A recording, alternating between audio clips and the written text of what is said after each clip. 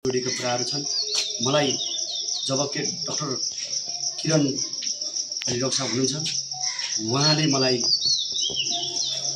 मलाई जुन फोन गरेर चाहिँ त्यहाँ गोलो घरमा डाक्नुभयो।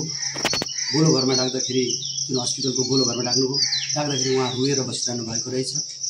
उहाँलाई के पर्यो भन्दाखेरि मलाई यस्तो गरेर चाहिँ डाक्टर रमासँग चाहिँ मलाई नहिँड्नुहोस् भन्नुभयो। मैले नियुक्ति लिने साथै र त्यस पछाडि फेरि पनि डाकेर डाक्टर रमासँग किन हिँड्ने भनेर चाहिँ भन्नुभयो भनेर थप्टाउनु भयो। र त्यस पछाडि आएर मैले जम्मा नियुक्ति पाएको 22 दिन भएको थियो, मलाई यस्तो व्यवहार गर्नुभयो भनेर उहाँले कुरा राख्नुभयो। राखेपछि म अध्यक्षज्यूसँग सल्लाह गर्छु र अध्यक्षज्यू यतै हुनुहुन्छ। म पनि निवर्तमान चाहिँ हस्पिटल व्यवस्थापनको सदस्य थिएँ र चाहिँ हस्पिटलको मलाई माया थियो।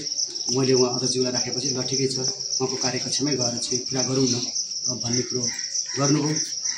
मैले गरेँ र अध्यक्षज्यूसँग कुरा भयो।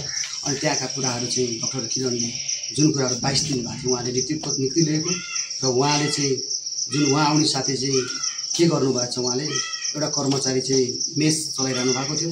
मेस चलाउँदाखेरि जुन कुराहरू मेसको जुन कर्मचारी चाहिँ त्यहाँबाट खोसिएपछि त्यहाँबाट माथि मन्त्रालयबाट मेरो आदेश छ चाहिँ 13वटा जिल्लामा चाहिँ मेस काहीँ पनि छैन, यहाँ चाहिँ मेस चलाएको रहेछ, तँलाई कारवाही गर्छु, मेस निकाल भनेर भन्नुभयो भनेर चाहिँ उहाँले आफ्नो जवाफ दिनुभयो।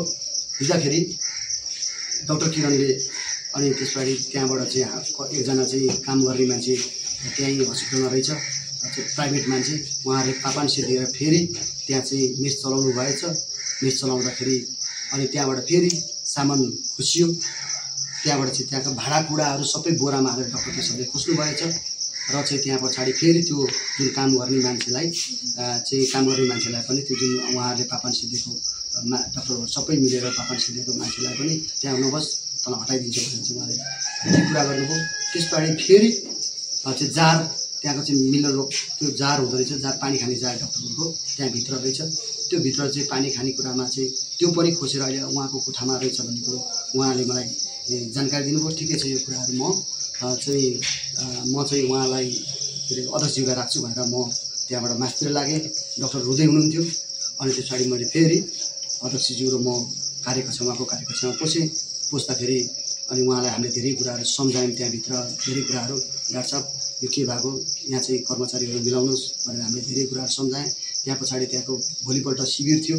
शिविरका कुराहरू चाहिँ मेरो एकछिन मिटिङ छ, म तल गएर आइहाल्छु भनेर भने अध्यक्षज्यू र म धेरै कुरा त्यहाँभित्र बसेर सल्लाह गऱ्यौँ, यो कसरी मिलाउने, कसरी जाने भन्ने कुरो। डाक्टर किरण र केशवको बिचमा चाहिँ उहाँहरू दुईजना कसरी मिलाउने भन्ने कुरा हो। उहाँ आधी घन्टा पछाडि अथवा 1 घन्टा पछाडि आउनुभयो। आएपछि हामीले त्यहाँ सल्लाह गऱ्यौँ, डाक्टर साहब यस्तो कुराहरू मिलाएर जानुपर्छ भन्ने कुरो भएपछि ठिकै छ डाक्टर किरणलाई डाकौँ न त भन्दाखेरि अनि हामीले एकछिन स्टप गऱ्यौँ। डाक्टर किरण चाहिँ बिदा लेख्ने भनेर चाहिँ त्यहाँभित्र आउनुभयो। त्यहाँ हामीले डाकेको पनि थिएनौँ। डाक्टर किरण आइसकेपछि अब तपाईँहरूको बिचको चाहिँ हामी कुरा सुन्छौँ अनि त्यसको जवाफ दिन्छौँ भन्ने कुरो भएपछि अनि त्यहाँबाट चाहिँ किरण डाक्टर साहबले चाहिँ सुरुवात गर्नुहोस् न त्यहाँको कुराहरू, तपाईँलाई भएको कुराहरू सुरुवात गर्नुहोस्, हामी अध्यक्षज्यू पनि छौँ, म पनि छु र डाक्टर केशव मेसु पनि हुनुहुन्छ भनेर भनेपछि मैले उहाँले सुरुवात गर्नुभयो। सुरुवात गरेपछि मलाई पहिल्यै रमना जुन मैले नियुक्ति पत्र लिएँ चाहिँ डाक्टर रमासँग नहिन् भन्ने उहाँले चाहिँ भन्नुभयो। म फेरि त्यस पछाडि 4 बजीतिर बेलुका 2 दिन पछाडिको 4 बजी पछाडि म डाक्टर रमासँग हिँडेपछि फेरि मलाई कोठाभित्र डाकेर चाहिँ मलाई चाहिँ यो डाक्टर रमासँग किन हिँडिस् भन्दाखेरि उहाँ यसरी कुर्सीमा बस्नु भएको थियो। डाइरेक्ट उठेर मैले भनेकै छैन, यस्तो कुराहरू मैले भनेकै छैन भन्ने थालेपछि अनि त्यहाँबाट चाहिँ हामी फेरि त्यहाँपछि हामी यसरी बस्यौँ। उहाँ बस्नुभयो, यस्तो कुराहरू नगर्नुहोस् मैले भनेको छैन, म सक्दिनँ उहाँसँग बोल्नलाई। उहाँ धुरधुर्ती रुनुभयो। रोएपछि डाक्टर किरणलाई फेरि तपाईँहरूको कुरा राख्नुहोस् भनेको थिएँ। यही कुराहरू चाहिँ मलाई एयरफोन नलागेको कुराहरू मेरो बिदा थियो। त्यो दिन मेरो बिदा थियो, मेरो ड्युटी पनि थिएन, मैले कार्ड लाएको थिएँ। पछि मलाई उहाँसँग जित्नु इच्छा छैन, म जाहिर खाँदिनँ, म हिँड्छु भनेपछि उहाँले चाहिँ त्यो कुरा राख्नुपर्छ।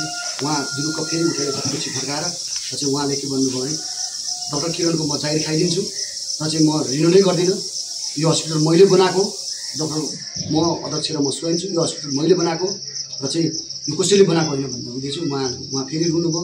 रोएपछि म राजीनामा दिन्छु भनेर उहाँ बाहिर निस्क्नुभयो। मैले चाहिँ उहाँलाई डाक्टर साहब के बोल्दै हुनुहुन्छ, तपाईँ यस्तो कुराहरू बोल्न मिल्छ, तपाईँ यस्तो सम्बन्धित मान्छेले यस्तो कुरा बोल्न मिल्छ भनेर केही कुरा 2-4 कुरा राखेर म बाहिर निस्किँदाखेरि केशव के अरे हाम्रो वसन्त सर हुनुहुन्थ्यो। वसन्तले चाहिँ हामी राजीनामा लेख्न थाल्यौँ त्यहाँ बसेर, म जागिर खान्दामा भन्नुभयो। उहाँहरूले डक्टर साहबले उहाँ धेरै चाहिँ रुवाई हुनुहुन्छ।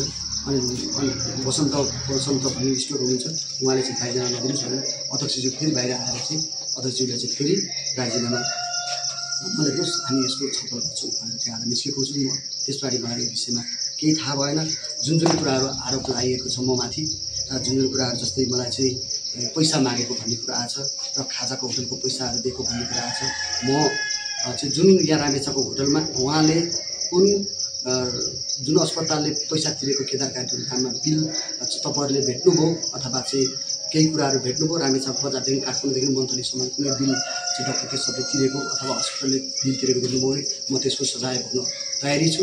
र चाहिँ मैले पैसा मागेको कुराहरू छन्, पैसा मागेको कुराहरू उहाँले स्ट्याटसमा हाल्नु भएको छ। जस्तै म मर्न बाध्यता भएको कुराहरू हाल्नु भएको छ। त्यो पैसा मागेको कल डिटेलदेखि लिएर अन्य कुराहरू चाहिँ जस्तै आर्थिक कारोबारहरू लिएको कुराहरू देखाउनु भयो भने म त्यसको सजाय भोग्न तयारी छु।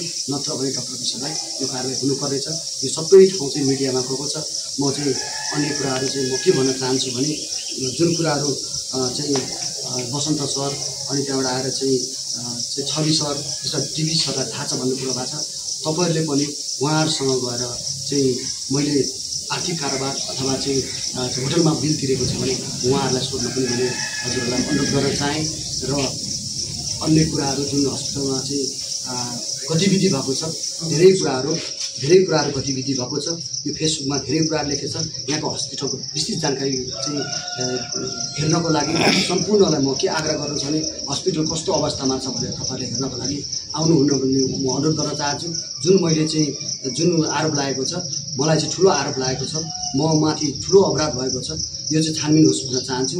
र जुन डक्टरहरूलाई गरेको गतिविधिहरू हेर्नु छ भने यहाँ चाहिँ डाक्टर केशव र चाहिँ जुन बद्री सचिव हुनुहुन्छ त्यहाँ मध्येमा 15जना डाक्टर चाहिँ यहाँबाट सर भएर गइसकेको डाटाले देखाउँछ। र चाहिँ एकजना सिस्टर हुनुहुन्छ, सिस्टर चाहिँ अहिले चाहिँ मिथुन कोर्टमा हुनुहुन्छ। उहाँ रुँदै मन्त्रालयमा पुग्नु भएको थियो। उहाँ मनिका सिस्टर हुनुहुन्छ, उहाँ मध्येमा अहिले 5जना सिस्टर यहीँभित्र हुनुहुन्छ। यी अहिले चाहिँ उहाँहरूले दिएको निवेदनहरू यी प्रत्येकताहरू छन्। यहाँ तपाईँले हेर्न सक्नुहुन्छ। जुन कुराहरू मलाई आरोप लगाएर चाहिँ यो निवेदनहरू लेख्न थालेको छ, यी कुराहरू सम्पूर्ण कुराहरू यहाँभित्र लेखेको छ। अनि त्यहाँ जुन कुराहरू चाहिँ यो जुन चाहिँ डक्टर माथि सिस्टरले चाहिँ व्यवहार गरेका कुराहरू यहाँले हेर्न सक्नुहुन्छ। तपाईँहरूले जुन यस्ता कुराहरू प्रमाणित कुराहरू बोकेर बसेको छु। उहाँले जुन 8 बजे राति जुन डायलिसिस बन्द गरेर हिँड्नुभएको छ, डायलिसिसमाथि चाहिँ खेलवाड गर्नुभएको छ, डायलिसिस बन्द गरेर हिँड्नुभएको छ। बिहिबार डायलिसिस बन्द भएको छ, शुक्रबार बन्द भएको छ। यहाँका स्टाफहरू समेत बोकेर जानुभएको छ। त्यस कारणले मैले यो कुराहरू अनुरोध गर्न चाहेँ। र यो जुन डाक्टर साहबले चाहिँ भन्नुभएको छ, जुन म चाहिँ यहाँ चाहिँ 18 महिना बसी, जुन 24 महिना बसी भन्नुभएको छ। नेपाल सरकारको चाहिँ सरुवा गर्ने क्रम त 2 वर्षमा हुने कुरा हो। कारवाही जुन नराम्रो काम गरेर कारवाहीको चाहिँ जुन दाखिलामा चाहिँ 1 वर्षमा पनि सट्टा हुन्छ, नचाहिँदो काम गर्ने मान्छेलाई त्यो तानिन्छ। यसमा चाहिँ अब मेरो विचारमा सचिवज्यू मन्त्रीज्यूले चाहिँ यी कुराहरू नराम्रो कुराहरू गरेको जस्तो लाग्दैन। तर त्यहाँ मध्येमा चाहिँ एउटा चाहिँ हाम्रो रेवती सर हुनुहुन्छ, त्यहाँका उहाँलाई पनि मुस्किल भएको छ। यी कुराहरू सब गलत हुनसक्छ जस्तो लाग्छ मलाई। त्यस कारण उहाँ यहाँबाट गइसकेपछि जुन यो घटना घटेको चाहिँ 11 दिन पछाडि उहाँले यो कुरा निकाल्नु भएको छ। यहाँबाट सर भइसक्नु भएको छ, उहाँ गएर हाजिर भइसक्नु भएको छ। त्यस कारणले मैले यो जुन पत्रकार उहाँहरू आउनुभयो, उहाँहरूले सहयोग गर्नुभएको छ, उहाँहरूलाई विशेष धन्यवाद दिँदै म माथि अन्याय भएको छ, अन्यायको विरुद्ध न्याय अवश्य हुन्छ। मैले कुनै डाक्टर साहबलाई न्याय दिन जाँदाखेरि मलाई यो आरोप लागेको छ, यसको कुरा तथ्यको कुरा छानबिन होस्। र चाहिँ म अब मानहानिको मुद्दा पनि दिँदैछु, साइबर मानि जाँदैछु। मैले यो कुरा अनुरोध गर्दै म सम्पूर्णलाई चाहिँ यो म माथि भएको अन्यायको विरुद्ध न्याय लडिदिनुहोस् भन्दै हजुरहरूले चाहिँ मलाई केही कुराहरू सोध्न पनि सक्नुहुनेछ भन्दै म अहिलेलाई बिदा हुन्छु। हस्, नमस्कार। जस्तै यहाँलाई